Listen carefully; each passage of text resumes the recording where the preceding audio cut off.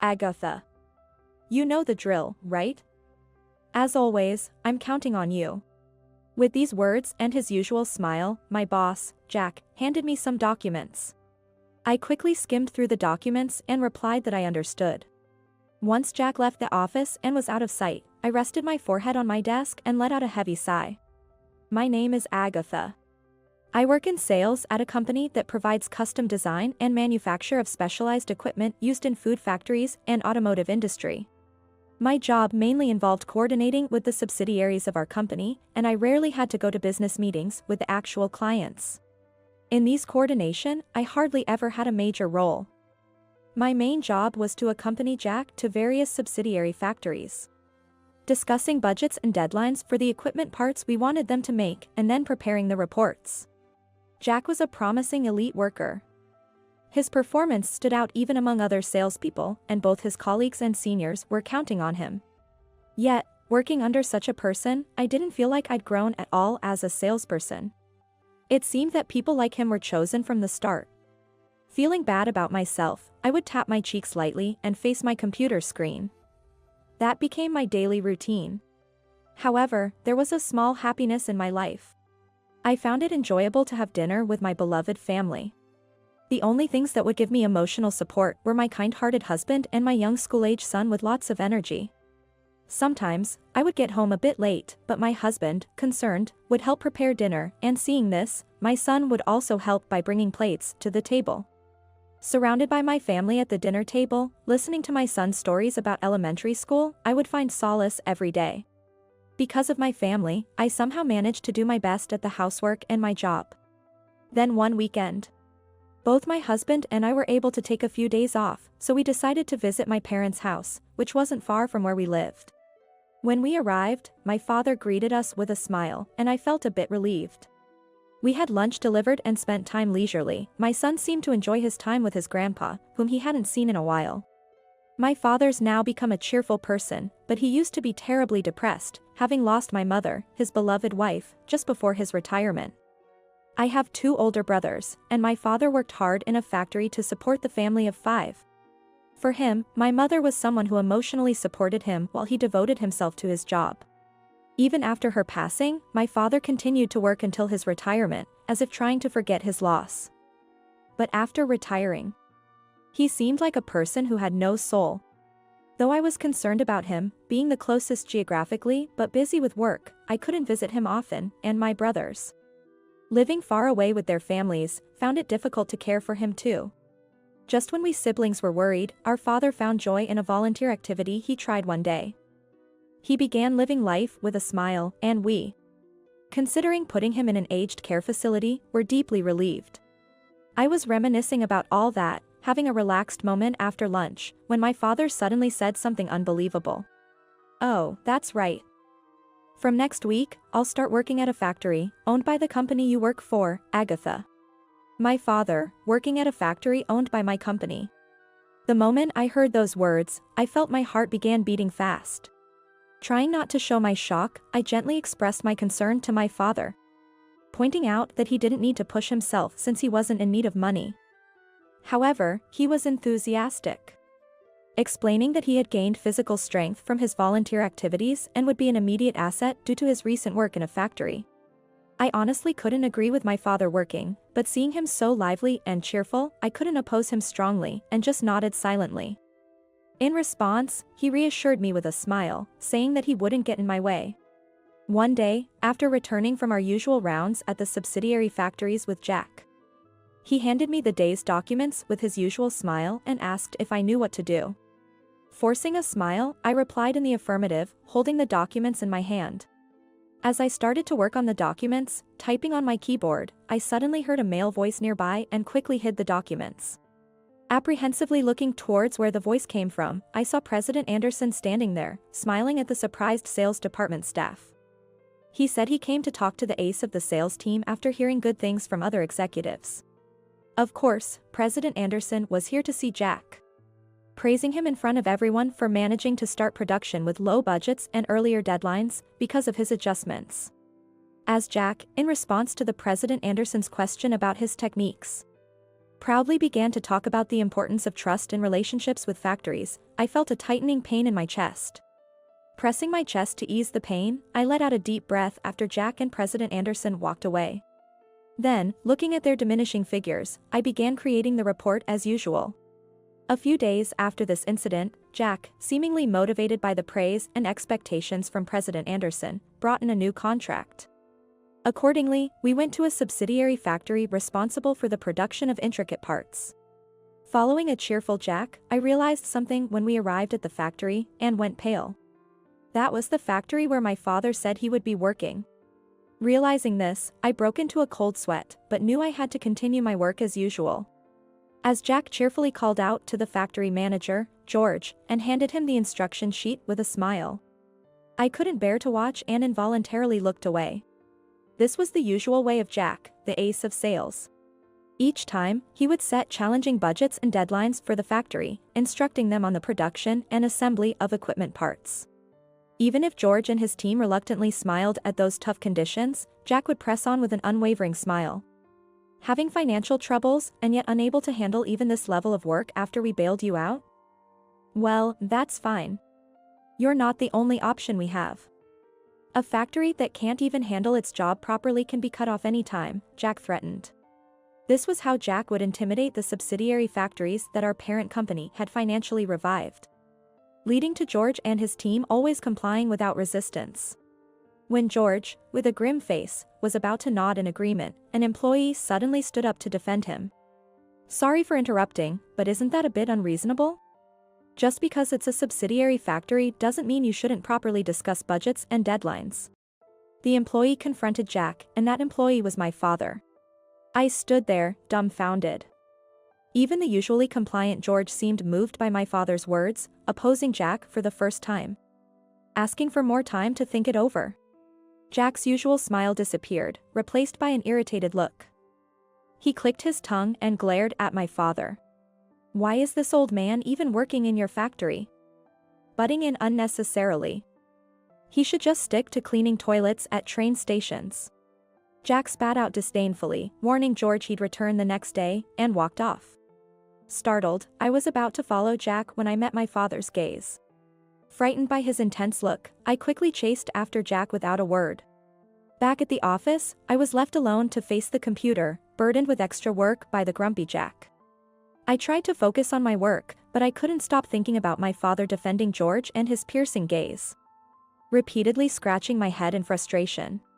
Taking a deep breath, I pulled a bundle of documents from my desk drawer. As I stared at them, I had mixed feelings, causing my hands to shake. To calm myself down, I took another deep breath and bit my lip as I again stared at the document.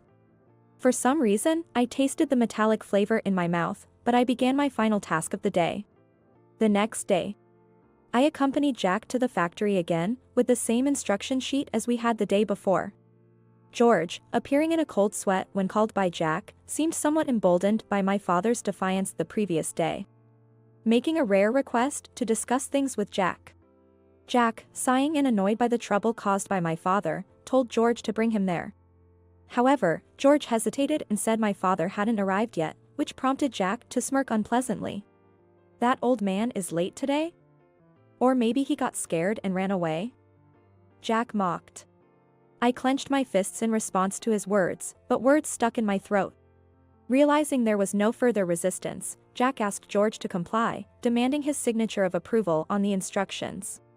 As I turned away from a completely disheartened George, the factory's entrance door opened, and my father, with a serious expression, walked in. Seeing my father, Jack twisted his face in annoyance, but the next moment, he turned pale when he saw a group of men in black suits walking in behind my father. It was because those in black suits were the executives of our company, and right next to my father was President Anderson, glaring at us with a cold expression. The executives, coming closer, glared at Jack and sighed, remarking on the true nature of the ace. President Anderson, standing beside my father, began to recount the events leading up to this moment, watching Jack, who looked utterly helpless. Apparently, President Anderson had always felt uneasy about Jack's excessively outstanding performance. He had his suspicions, but never caught Jack red-handed. despite having direct conversations with him and seeing how well Jack obscured his sales tactics. President Anderson, who had been speaking up to that point, turned to my father sitting next to him, smiled, and thanked him for his help. My father also smiled back and said he was glad to hear that. I was astonished to learn about my father's involvement in this whole affair. Then, President Anderson turned to Jack with a smile and slowly began to speak. Well, what about the unfair treatment to George, and the tampering with the instructions and reports? Let's go back to the office and discuss this in detail, shall we? President Anderson said. Hearing his words and being glared at by the executives, Jack began to walk away, looking unsteady.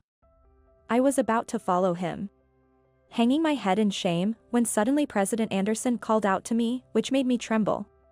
He smiled and noted that the documents Jack handed in yesterday were written by me. In disbelief, I whispered, questioning how he knew. The day before, I gathered the instructions and the tampered reports, hoping the discrepancies would be noticed, and left them on sales manager Alex's desk. It seemed Alex noticed them early in the morning and informed President Anderson. Caught off guard that he realized I was the one who placed the documents, I stood there perplexed. Then President Anderson kindly put his hand on my shoulder and said, "You were the only one who could do this, having worked with Jack all this time. It must have been hard being pushed to the limit. I'm truly sorry for not realizing it sooner." Tears started to stream down my face at his words. President Anderson gently patted my back as I cried like a child. Due to this incident, it became clear to everyone that Jack's achievements were not praiseworthy at all. In fact, he had been threatening not only George but others as well. Consequently, Jack was dismissed. I had braced myself for the same fate. Thanks to President Anderson and Alex, saying they wouldn't have known what Jack was doing without my actions, I only faced a few months of salary reduction. After that, I took over some of the projects that Jack had been handling, working independently and negotiating with George. I found a sense of fulfillment in setting fair budgets and deadlines. Gradually, I began to regain confidence in myself. As time passed, my performance at work steadily improved, which further boosted my self-esteem. One day after concluding a meeting and having a casual chat with George at the factory where my father was still working, I was about to leave when something struck me. I remembered how President Anderson and my father called each other by their first names that day. Curious, I asked my father about it during his break. He replied with a sly grin, suggesting we meet at a bar after work. Though puzzled by his smile, I returned to work. That evening, I went to the bar to see my father. There, I found him and President Anderson sitting and waiting for me. I obediently took a seat, but I was so surprised to see President Anderson there that I was at a loss for words. Ignoring my astonishment, my father began to share the story of how he met President Anderson. After my mother's death, my father felt a deep emptiness staying all by himself at home and started frequenting this nearby bar. One day, he overheard a group of men, around his age, discussing old games like marbles and spinning tops. President Anderson, who was one of the men in that group, noticed my father's interest and invited him to join them. This group was involved in a volunteer activity, teaching traditional games to modern children. And they were planning the next activity for the kids. My father, recalling how he had taught my grandson to play yo-yo, shared that story with the group, leading President Anderson to invite him to their next volunteer activity. Trying it out, my father found joy in interacting with the children, which gradually became a new purpose in his life. Moreover, his friendship with President Anderson at the bar added vitality to his life. One day, President Anderson, while drunk, inadvertently mentioned his suspicion about possible fraudulent activities within the company's sales department but expressed frustration over the lack of evidence. Wanting to repay President Anderson for giving him a purpose in life, my father offered to help investigate. Given that he worked at a factory all his life and knew what to do, he ensured that he wouldn't be a burden. Initially, President Anderson declined, not wanting to put a burden on my father, but he eventually agreed, appreciating my father's desire to help. I was stunned to learn about their unique connection. My father then turned to me with a surprised and stern look, having not expected his daughter to be involved in such shady dealings. As I lowered my eyes under my father's gaze, he gave a smile and spoke kindly to me. "I knew you weren't doing this because you wanted to. Your mother hoped that you would be kind to everyone when you were born. As a father, I know there was no way you would treat others poorly. You're just like your mother hoped, a kind person. Hearing my father's words, tears streamed down my face. President Anderson kindly offered me a handkerchief, and with a warm smile, he gently encouraged me to take better care of myself. My father continues to work at our subsidiary factory, finding joy in his work. He is still active in volunteer work. He happily told me he was a yo-yo master and very popular among the children. With that in mind, I can't afford to be outdone. Determined not to be outshone by my father, who's enjoying life so much at his age, I took a deep breath and greeted George, the factory manager, with a smile. Good morning. Thank you for always being so helpful. May we discuss the next request?